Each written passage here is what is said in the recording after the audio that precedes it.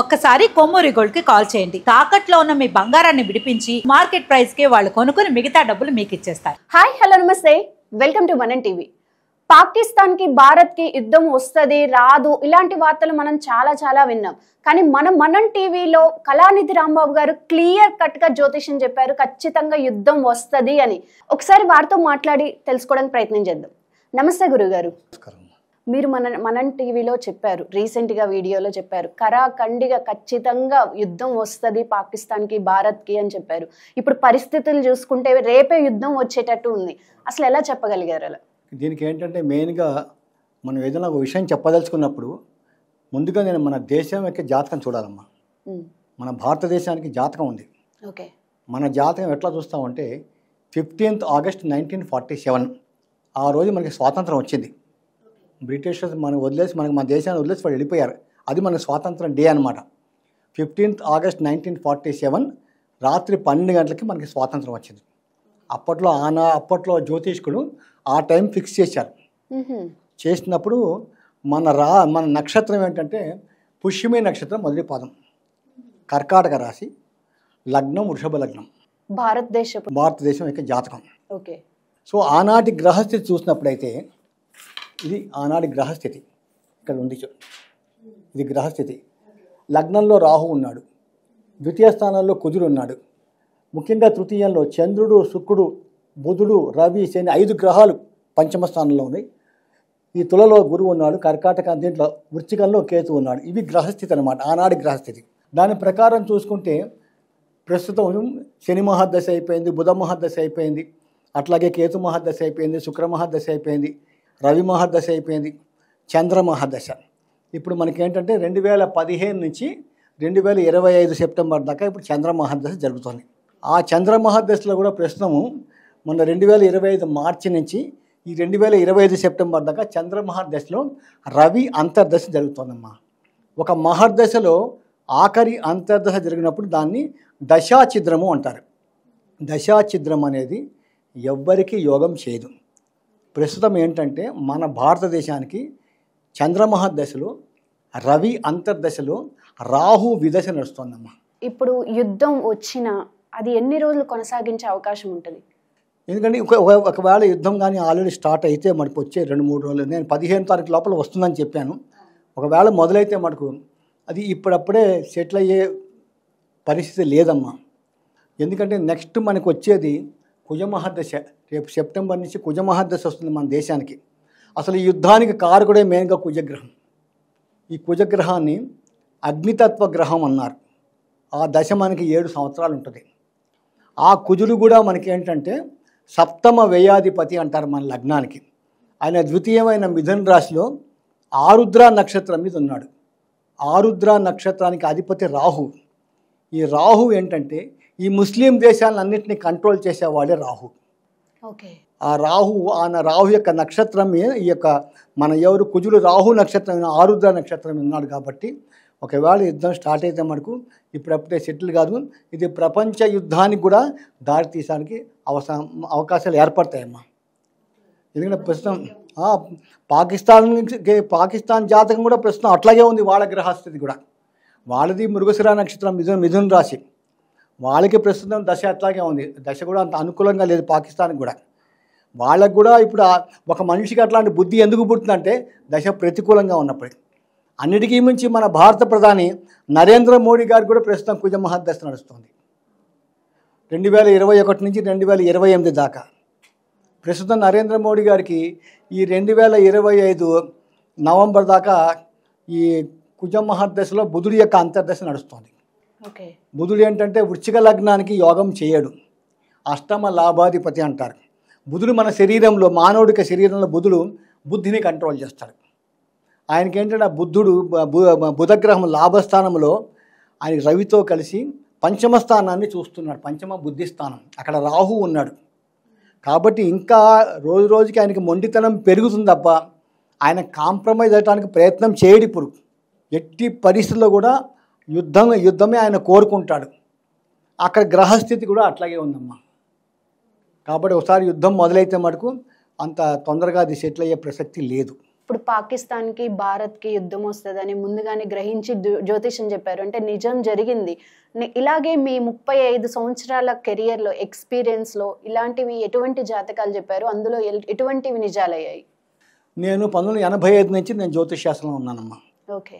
మా మామయ్య అంటే మా అమ్మగారు తమ్ముడు, ఆయన జ్యోతిష శాస్త్ర పితామహుడు.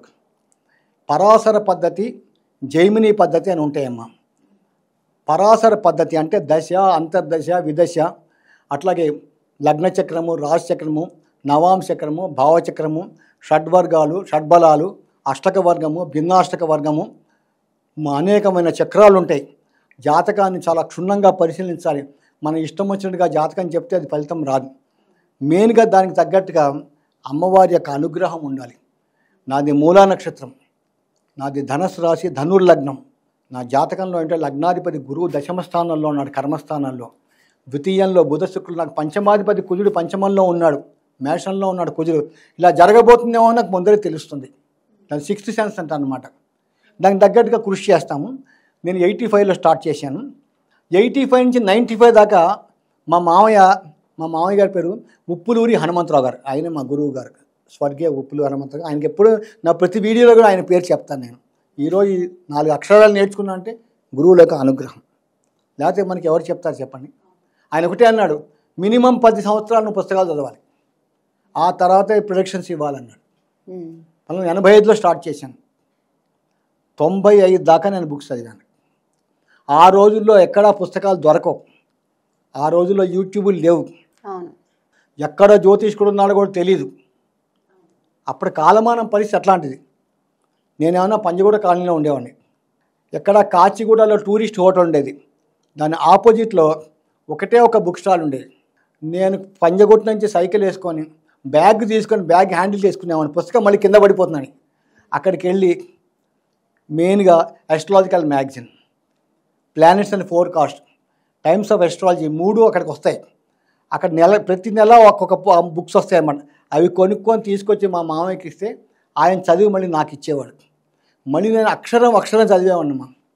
అవి కాకుండా బృహత్పరాశర హోరాశాస్త్రం, బృహజ్జాతకం, సారావళి, ఫలదీపిక, ఇవన్నీ ఇట్లా రుబ్బి పడేసాం. గ్రైండర్లో మన కందిపప్పు రుబ్బినట్టు రుబ్బేశాం. ఎందుకంటే నాలెడ్జ్ ఉంటే కానీ చెప్పలేం. దానికి తగ్గట్టుగా ప్రతినిత్యం గాయత్రి జపం ఉండాలి, విష్ణు సహస్రం, లలితా సహస్రం రోజు, ఏ రోజుకి ఆ రోజు. ఇప్పుడు ఆదివారం ఉందనుకో నేను శ్రీరామ సహస్రం చేస్తాను, సోమవారం శివ సహస్రం, మంగళవారం లలితా సహస్రం, బుధవారం విష్ణు సహస్ర పారాయణం, గురువారం ఓన్లీ గురువులు, దత్తాత్రేయుడు, దక్షిణామూర్తి, రాఘవేంద్ర స్వామి, ఓన్లీ గురువులే. గురువు లేని విద్య గుడ్డి విద్య అన్నారు. మనం చెప్తుంటే గురువు పలికిస్తాడు. ప్రతి మనిషి హృదయంలో భగవంతుడు ఆత్మరూపంలో ఉంటాడు. ఆ నమ్మకం మీకు ఉండాలి, భగవంతుడు పలికిస్తాడని. ఆ పరిపూర్ణ విశ్వాసంతో కనీసం రోజుకి నేను 2 గంటలు పూజ చేస్తాను. పూజ చేయాలి, దానికి తగ్గట్టుగా గ్రంథాలు చదవాలి. ఫస్ట్ ప్రొడక్షన్ నేను 95 జూన్కి నేను స్వర్గీయ నందమూరి తారక రామారావు గారు, ఎన్టీ రామారావు గారి జాతకం నేను సిటిజన్ ఆంగ్ల దినపత్రిక ఈవినింగ్ ఎడిషన్ వచ్చే సిటిజన్ పేపర్, దానికి నేను రాశాను. 1995 డిసెంబర్ 31 తర్వాత రామారావు గారు ఈ లోకంలో ఉండరు. అప్పుడు రామారావు గారికి శుక్రమహర్దశలో ఈ గురువు యొక్క అంతర్దశ జరుగుతుంది. ఎందుకంటే ఆయన తులా లగ్నం, తులారాశి, స్వాతి నక్షత్రం 4వ పాదం ఎన్టీ రామారావు గారిది. అది క్యాలిక్యులేషన్ చేసి డిసెంబర్ 31, 1995 డిసెంబర్ 31 తర్వాత రామారావు ఉండరన్నారు. 96 జనవరి 18 ఆయన చనిపోయాడు. ఒక మానవుడిగా అక్కడి దాకా తీసుకెళ్తాను. మీరు ఎంత పూజలు చేసినా, ఎంత చదువుకున్నప్పటికీ కూడా మన చేతిలో ఏముండదు. మొత్తం భగవంతుడు నడిపిస్తాడు.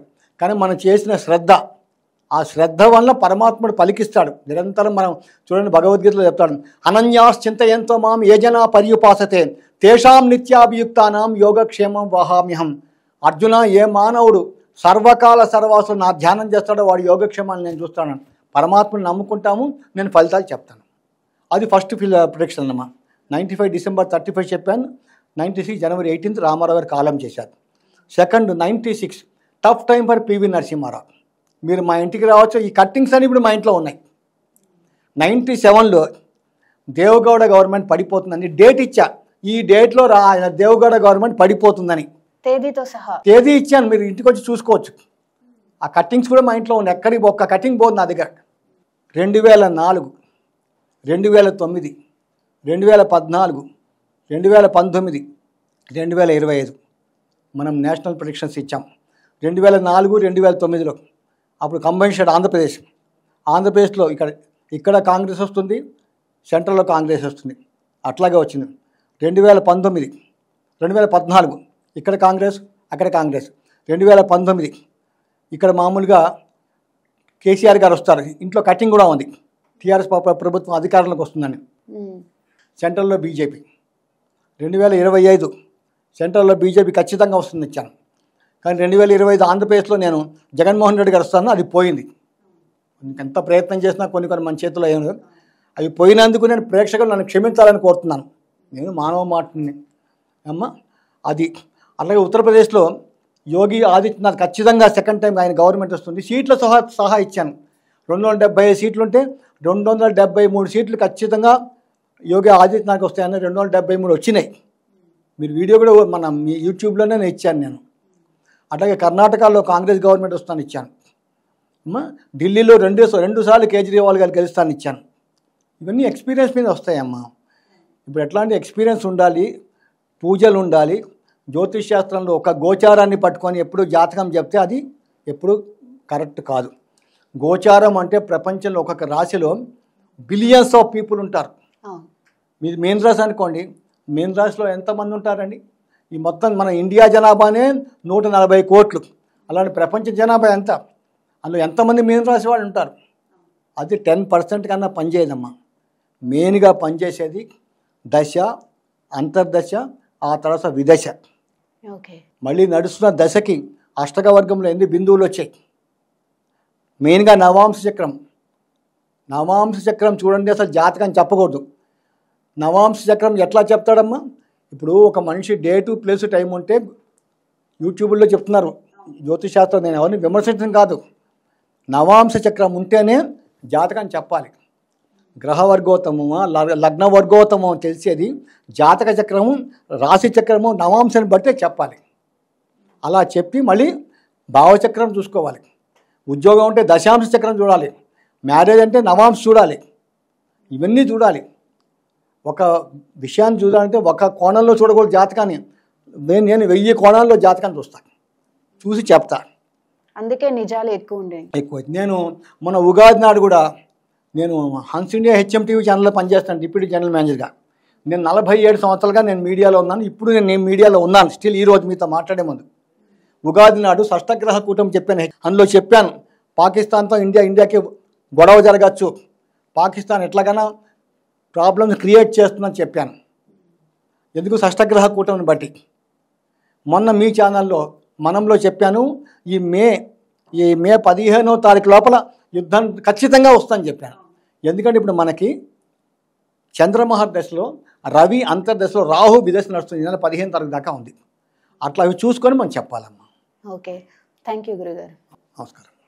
చూశారు కదా, మీకు కూడా జ్యోతిష్యంలో ఏమైనా సమస్యలు ఉన్నా, ప్రెడిక్షన్ కావాలి అనుకుంటే కళానిధి రాంబాబు గారు మనం టీవీకి పర్మనెంట్ ఆస్ట్రాలజిస్ట్, ఈ కింద ఉన్న నెంబర్కి కాల్ చేస్తే గురుగారితో మీరు మాట్లాడవచ్చు. Thank you.